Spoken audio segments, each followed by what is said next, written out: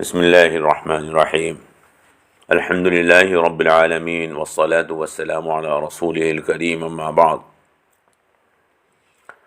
فاعوذ باللہ من الشیطان الرجیم بسم اللہ الرحمن الرحیم اقرأ باسم ربک الذی خلق خلق الانسان من علق اقرأ وربک الاکرم الذی علم بالقلم علم الانسان ما لم يعلم صدق اللہ العظیم وقال رسول اللہ صلی اللہ علیہ وسلم طلب العلم فریضۃ علی کل مسلم وصدق رسولہ النبی الکریم۔ محترم حضرات، آج ہمارے گفتگو کا موضوع علم اور تعلیم ہے۔ دنیا کے اندر مذہبی طور پر سب سے پہلی آواز علم حاصل کرنے کے لیے اور پڑھنے کے لیے جو اٹھائی وہ جناب محمد الرسول اللہ صلی اللہ علیہ وسلم کی تھی۔ ابھی جو آیات قرآن کریم کی ہم نے تلاوت کی، یہ سب سے پہلی وحی ہے جو اللہ تبارک و تعالی نے اپنے رسول اکرم آخری پیغمبر جناب محمد رسول اللہ کے اوپر نازل فرمائی۔ فرمایا اقرأ باسم ربک الذی خلق، پڑھو اپنے رب کا نام لے کر جس نے پیدا کیا ہے۔ خلق الانسان من علق، پیدا کیا ہے اس نے انسان کو خون جمے ہوئے سے۔ اقرأ وربک الاکرم، پڑھو اور آپ کا پروردگار بہت عزت والا ہے۔ الذی علم بالقلم، جس نے قلم کے ذریعے سے سکھایا ہے۔ علم الانسان ما لم يعلم، انسان کو وہ سکھایا ہے جو وہ جانتا نہیں تھا۔ یہ ہیں وہ آیات جو اللہ تبارک و تعالی نے سب سے پہلے اپنے رسول صلی اللہ علیہ وسلم کے اوپر نازل فرمائیں۔ ان 5 آیات میں علم پر جو تاکید کی گئی ہے علم حاصل کرنے کی، وہ ظاہر ہے۔ پڑھنے کا جو حکم دیا گیا ہے وہ ظاہر ہے۔ بار بار حکم دیا گیا کہ پڑھو، اور یہ بتایا گیا کہ علم کو اللہ تبارک و تعالی کسی نہ کسی واسطے، کسی نہ کسی ذریعے سے عطا کرتا ہے۔ قلم کے ذریعے سے جو علم حاصل کیا جاتا ہے وہ علم لکھا جاتا ہے، وہ تحریر کیا جاتا ہے، وہ کتابوں میں درج کیا جاتا ہے، اور علم حاصل کرتا ہے انسان تو اللہ تبارک و تعالی اسے عزت اور شرافت عطا کرتا ہے۔ اسی لیے فرمایا اقرأ وربک الاکرم الذی علم بالقلم، پڑھو آپ کا پروردگار بڑی عزت والا ہے جس نے انسان کو قلم کے ذریعے سے علم سکھایا ہے۔ یہ آیات اللہ تبارک و تعالی نے اپنے رسول کے اوپر نازل کی ایک ایسے ماحول میں، ایک ایسے سماج میں جہاں علم حاصل کرنے کا بالکل رواج نہیں تھا، جہاں پر نہ کوئی اسکول تھا، نہ کوئی مدرسہ تھا، نہ کوئی درسگاہ تھی، نہ لوگ علم حاصل کرتے تھے، نہ کرنا جانتے تھے، نہ کراتے تھے۔ وہاں اللہ نے سب سے پہلے اپنے رسول کو یہ حکم دیا کہ پڑھو۔ چنانچہ ان لوگوں نے پڑھا اور علم حاصل کیا۔ اسلام کی بنیاد اگر آپ دیکھیں تو 2 ہی چیزوں پر ہے، کہ علم پر اور دوسرے ایمان پر۔ علم اور دوسرا ایمان ہے۔ علم کے بغیر ایمان بھی نامکمل ہے۔ جب علم حاصل کیا جاتا ہے اللہ کا، جب علم حاصل کیا جاتا ہے آخرت کا، جب علم حاصل کیا جاتا ہے موت کے بعد کی زندگی کا، جب علم حاصل کیا جاتا ہے اللہ کی کتاب کا، اللہ کے رسول کی ارشادات کا، تب آدمی ایمان والا بنتا ہے۔ تو علم حاصل کرنے کے لیے ایمان والا ہونے کے لیے علم حاصل کرنا ضروری ہے۔ یہ دونوں چیزیں، علم اور ایمان، دراصل روشنی ہیں۔ علم اور ایمان دلوں کو منور رکھتا ہے۔ ایمان انسان کو اندر سے اللہ سے جوڑتا ہے، اور علم انسان کو، اس کے ظاہر کو مہذب اور اس کے ظاہر کو معزز بناتا ہے۔ حدیث پاک میں اللہ تبارک و تعالی، اللہ کے رسول صلی اللہ تعالی علیہ وسلم نے اس چیز کو واضح فرمایا ہے۔ خود قرآن کریم میں اللہ نے فرمایا، یرفع اللہ الذین آمنوا منکم والذین اوتوا العلم درجات واللہ بما تعملون خبیر۔ تم میں سے جو لوگ ایمان لائے ہیں، جو علم والے ہیں، اللہ ان کے مرتبے بلند کرتا ہے، اور اللہ جو کچھ بھی تم کر رہے ہو اس سے باخبر ہے۔ اللہ تبارک و تعالی نے اس آیت مبارکہ میں واضح طور پر بتا دیا ہے کہ درجات کی بلندی، دنیا اور آخرت کی عزتیں، وہ علم حاصل کرنے میں اور ایمان میں ہیں۔ یرفع اللہ الذین آمنوا منکم والذین اوتوا العلم درجات۔ ترقی کا یہ اصول ہے جو اللہ تبارک و تعالی نے مسلمانوں کو عطا کیا ہے۔ عزت کا یہ اصول ہے جو اللہ تبارک و تعالی نے مسلمانوں کو عطا کیا ہے کہ علم اور ایمان سے اپنے آپ کو مالا مال کر لو تو اللہ تبارک و تعالی تمہیں آخرت کی بھی عزتیں عطا فرمائے گا اور دنیا کی بھی عزتیں عطا فرمائے گا، آخرت کی بھی کامیابی عطا فرمائے گا اور دنیا کی بھی کامیابی عطا فرمائے گا۔ جناب رسول اکرم صلی اللہ تعالی علیہ وسلم نے علم کے حاصل کرنے کو ہمارے لیے لازم اور ضروری قرار دیا ہے۔ میں نے حدیث مبارکہ پڑھی، طلب العلم فریضۃ علی کل مسلم، یہ ابن ماجہ کی حدیث ہے۔ علم کا حاصل کرنا ہر مسلمان کے اوپر فرض ہے۔ فرض اس کام کو کہتے ہیں جس کا دین میں کرنا لازمی اور ضروری ہوتا ہے۔ نماز فرض ہے، روزہ فرض ہے، زکوٰۃ فرض ہے۔ اگر نماز آدمی نہیں پڑھے گا، روزہ نہیں رکھے گا، مالدار اگر زکوٰۃ نہیں دے گا تو گناہگار ہوگا۔ یہ قابل مواخذہ جرم ہے کہ تم نے اپنے فریضے کو ادا کیوں نہیں کیا ہے۔ یہ اسلام کی خاصیت ہے اور خوبی ہے کہ اسلام نے علم کے حاصل کرنے کو لازمی اور فرض اور ضروری قرار دیا ہے۔ اگر کوئی آدمی علم حاصل نہیں کرے گا تو اس کا یہ جرم قابل مواخذہ ہے۔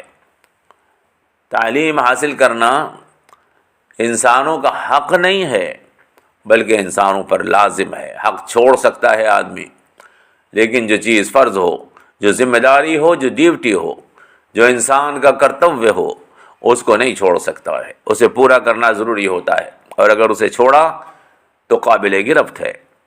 چنانچہ اللہ تبارک و تعالی نے علم کے حاصل کرنے کو ضروری قرار دیا ہے۔ جناب رسول اکرم نے علم کے حاصل کرنے کو فرض قرار دیا ہے کہ علم حاصل کرو، یہ تمہارے اوپر فرض ہے۔ طلب العلم فریضۃ علی کل مسلم و مسلمہ۔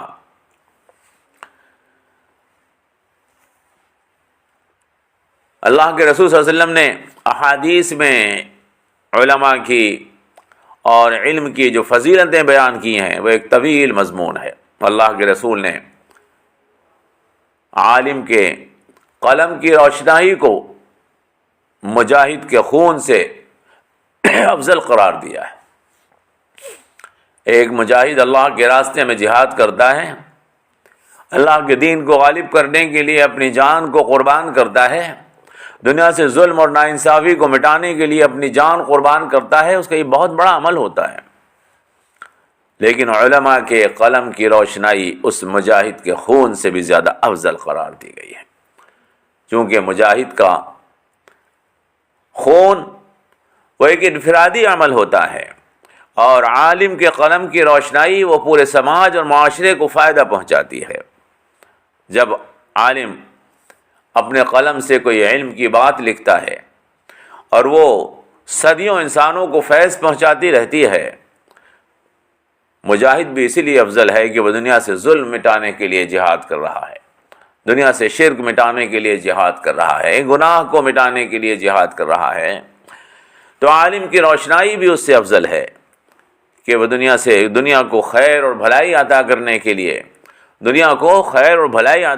کے لیے اپنے قلم کو کاغذ کے اوپر چلا رہا ہے. وہ اپنے قلم کے ذریعے سے دنیا سے برائی مٹاتا ہے، اور اس کی برائی مٹانے کے عمل کا اثر جو ہے وہ صدیوں تک چلتا ہے.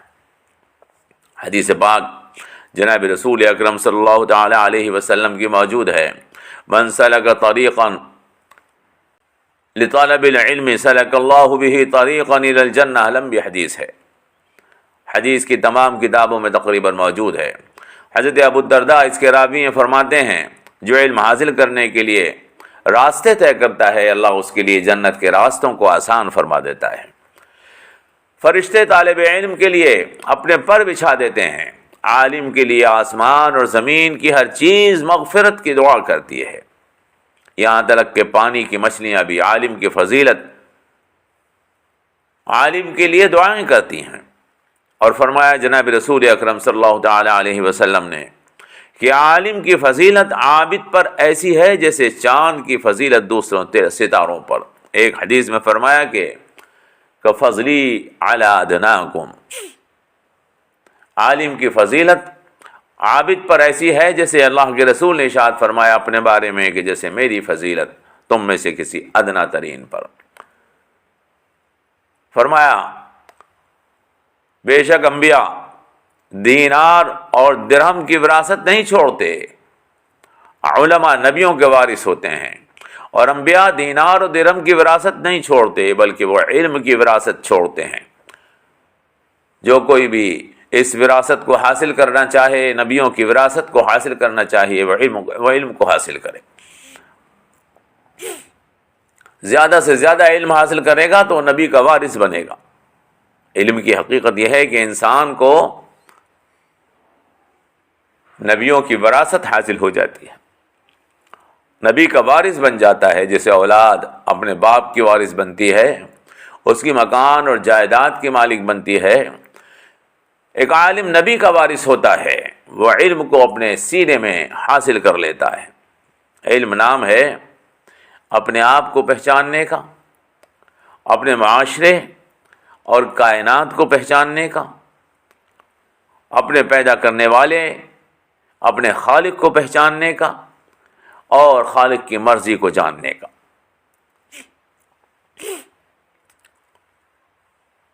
اور یہ علم اپنے آپ کو پہچاننے کا، کائنات کو پہچاننے کا،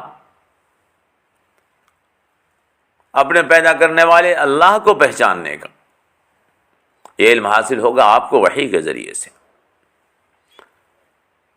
اپنے معاشرے کو پہچاننے کا، اپنے سماج کو،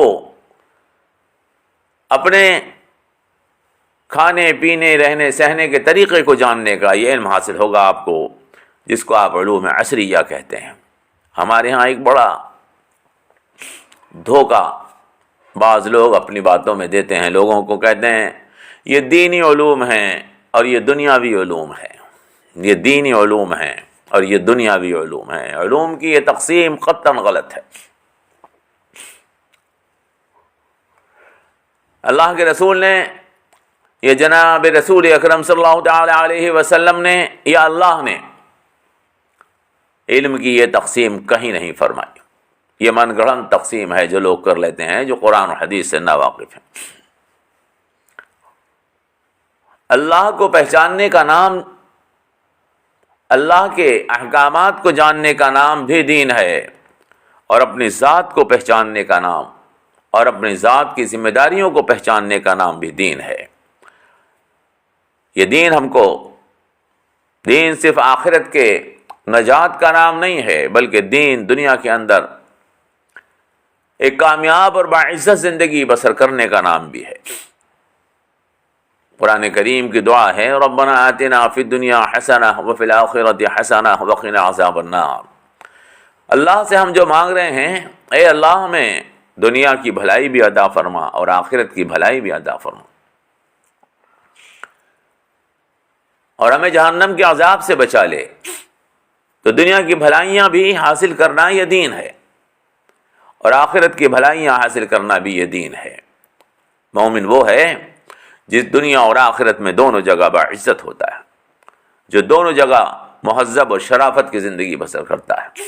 دونوں جہان کی سعادت حاصل کرنا یہ مومن کا حق ہے، دونوں جہان کی سعادت حاصل کرنا یہ مومن کا حق ہے۔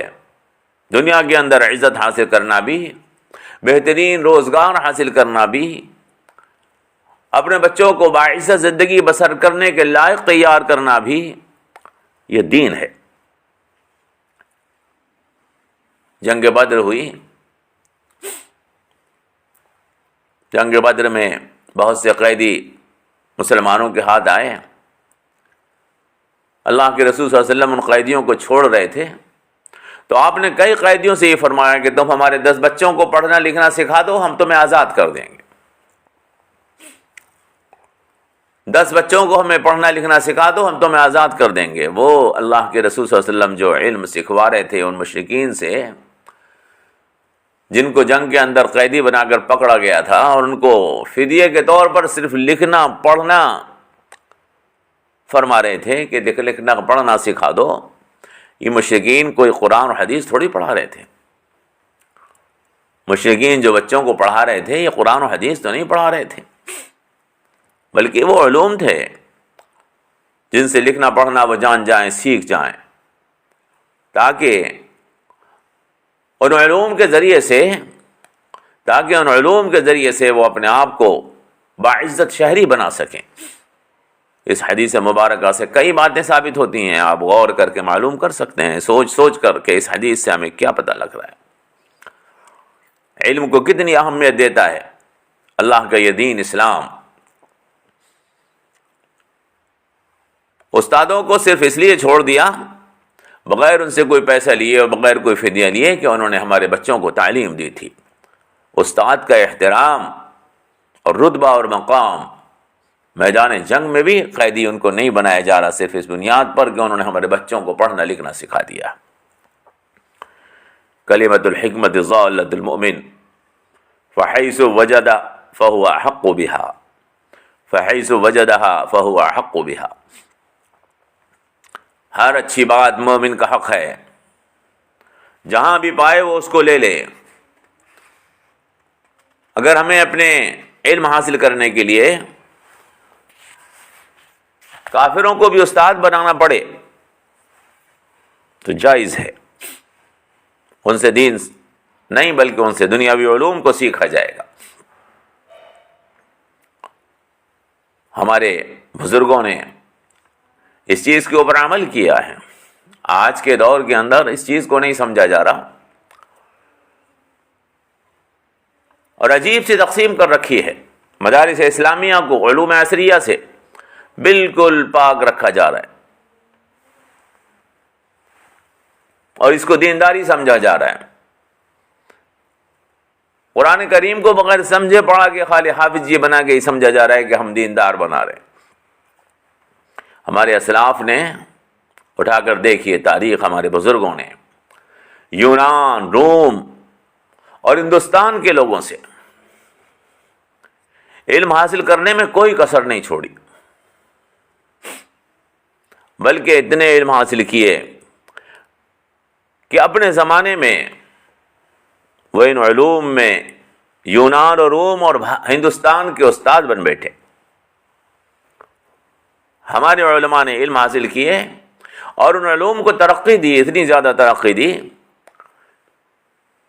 کہ یہاں کے استاد بن بیٹھے، وہاں کے استاد بن بیٹھے، امام بن گئے۔ کئی سیکھنے والے، حدیث پاک میں جناب رسول اکرم صلی اللہ تعالی علیہ وسلم نے ارشاد فرمایا کہ کئی سنانے والوں سے زیادہ سننے والے سمجھدار ہوتے ہیں۔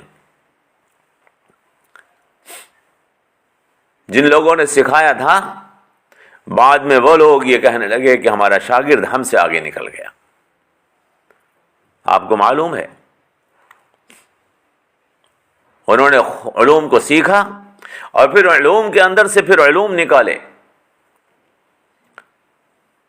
یونان کے لوگوں سے مسلمانوں نے طب سیکھی، ہندوستان کے لوگوں سے مسلمانوں نے علم ہندسہ سیکھا یونان کے لوگوں سے اور روم کے لوگوں سے فلکیات اور علم حیات سیکھی، اور جراحی اور سرجری میں اور آنکھوں کے علوم میں وہ ترقی حاصل کی کہ یہاں کے استاد بن بیٹھے۔ ان علماء کے نام آج بھی موجود ہیں۔ یہ مسلمان تھے جو قرآن اور حدیث کا علم بھی رکھتے تھے، اور انہوں نے علوم عصریہ کے اندر بھی زبردست کمال حاصل کیا۔ مسلمانوں کو چاہیے کہ علم کے میدان میں پھر آگے بڑھیں، علم حاصل کریں۔ علم کے ذریعے سے دولت بھی ملے گی، عزت بھی ملے گی، دلوں کا نور بھی ملے گا، سماج کے اندر، معاشرے کے اندر آپ کو رتبہ اور مقام بھی ملے گا، اور دوبارہ سے آپ دنیا کے استاد بن سکتے ہیں۔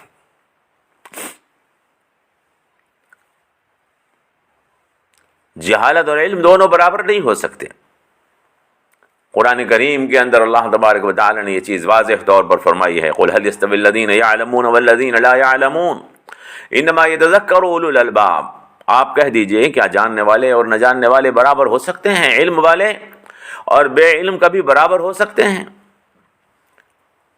بے شک نصیحت تو صرف انہی کو حاصل ہوتی ہے جن کے دماغوں میں عقل ہے۔ علم اور جہالت اسی طرح سے بالکل الگ الگ ہیں جیسے اندھیرا اور روشنی۔ اندھیرے میں آدمی ٹھوکرے کھاتا ہے، اسے منزل نظر نہیں آتی، اسی طرح سے جہالت میں آدمی ٹھوکرے کھاتا ہے، قومیں ٹھوکرے کھاتی ہیں، انہیں اپنی منزل معلوم نہیں ہوتی۔ کمانا اور کما کر مر جانا، اس کا نام زندگی نہیں ہے۔ زندگی نام ہے دنیا کے اندر اپنا نام چھوڑ جانا، دنیا کے اندر اپنا کام چھوڑ جانا، روشنی کا منارہ بن جانا تاکہ دوسرے لوگ اس سے راستہ پائیں، اور یہ علم کے ذریعے سے حاصل ہوگا۔ حضرت مصعب بن عمیر رضی اللہ تعالی عنہ صحابی رسول ہیں، اپنے بیٹے سے فرمایا کرتے تھے، بیٹے علم حاصل کرو، بیٹے علم حاصل کرو۔ تمہارے پاس اگر مال موجود ہے تو علم تمہیں حسن و جمال عطا کرے گا، عزت عطا کرے گا، اور اگر تمہارے پاس مال موجود نہیں ہے تو علم ہی تمہارا مال ہوگا۔ حدیث پاک میں جناب رسول اکرم صلی اللہ تعالی علیہ وسلم نے صحابہ کو علم حاصل کرنے کی تلقین فرمائی، اور فرمایا کہ دنیا بھر سے لوگ تمہارے پاس آئیں گے تم سے علوم سیکھنے کے لیے، تم سے فنی مہارتیں حاصل کرنے کے لیے۔ فرمایا ان کے ساتھ خیر کا معاملہ کرنا، ان کے ساتھ صلاح کا معاملہ کرنا، ان کے ساتھ بھلائی کا معاملہ کرنا۔ علم کے اندر بددیانتی حرام ہے۔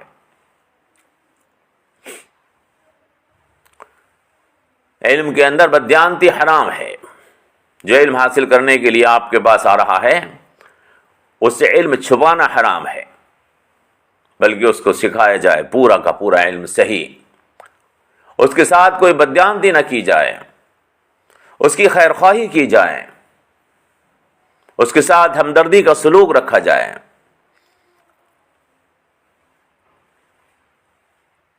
علم نسلاً بعد نسل منتقل ہوتا ہے، علم نسلاً بعد نسل منتقل ہوتا ہے۔ آپ کے پاس جو علم ہے وہ آپ دوسروں کو منتقل کر دیجئے، وہ علم دوسروں کو فیض پہنچائے گا۔ اور حدیث پاک میں جناب رسول اکرم صلی اللہ تعالی علیہ وسلم نے ارشاد فرمایا کہ علم خرچ کرنے سے ختم نہیں ہوتا بلکہ بڑھتا ہے۔ علم خرچ کرنے سے ختم نہیں ہوتا بلکہ بڑھتا ہے۔ علم دو طرح کے ہوتے ہیں۔ اللہ کے رسول صلی اللہ تعالی علیہ وسلم نے حدیث پاک میں دعا تلقین فرمائی ہے، اللہم انی اعوذ بک من علم لا ینفع۔ اے اللہ مجھے ایسے علم سے محفوظ رکھنا جو نفع دینے والا نہ ہو۔ آج یورپ اور امریکہ، روس اور چین ان علوم کے اوپر محنت کر رہے ہیں کہ جو علم انسان کو نقصان دینے والے ہیں، ایٹم بم بنائے جا رہے ہیں، خطرناک ہتھیار بنائے جا رہے ہیں جن سے انسانوں کی آبادیاں تباہ ہو جائیں گی۔ اللہ کے رسول نے ایسے علوم سے پناہ مانگی ہے۔ اللہم انی اعوذ بک من علم لا ینفع، جو علم قوموں کو نقصان پہنچائے، انسانوں کو نقصان پہنچائے، اس علم سے اللہ ہمیں محفوظ رکھنا۔ ہم دنیا کے اندر علم نافع پھیلانے کے لیے آئے ہیں، وہ نفع چاہے دنیا کا ہو چاہے آخرت کا ہو۔ ایسے تمام علوم سے مسلمانوں نے ہر دور میں اپنے آپ کو دور رکھا ہے کہ جو انسانوں کو نقصان پہنچانے والے ہیں۔ آج دنیا کے اندر فوجی غنڈہ گردی کا دور ہے، اور یہ فوجی غنڈہ گردی وہی ملک کر رہے ہیں جنہوں نے ہتھیاروں کی صنعت میں ترقی حاصل کی ہے، لیکن اس کے باوجود بھی ہتھیاروں کی صنعت ان کو عزت نہیں دے سکی۔ وہ عزت کے لیے قوموں کو قتل کر رہے ہیں، شہروں کو تباہ کر رہے ہیں، آبادیوں پر، معصوموں کی آبادیوں پر بموں کی برسات کر رہے ہیں، لیکن ان کی یہ حرکتیں انہیں عزت نہیں دے سکیں گی۔ اللہ سے دعا کیجیے اللہ تبارک و تعالی ہمیں قرآن و حدیث کی ہدایات پر عمل کرنے کی توفیق عطا فرمائے، اور اپنی نسلوں کو علم کے زیور سے آراستہ کر کے دنیا اور آخرت کی عزتیں حاصل کرنے کی توفیق عطا فرمائے۔ والسلام علیکم ورحمۃ اللہ وبرکاتہ۔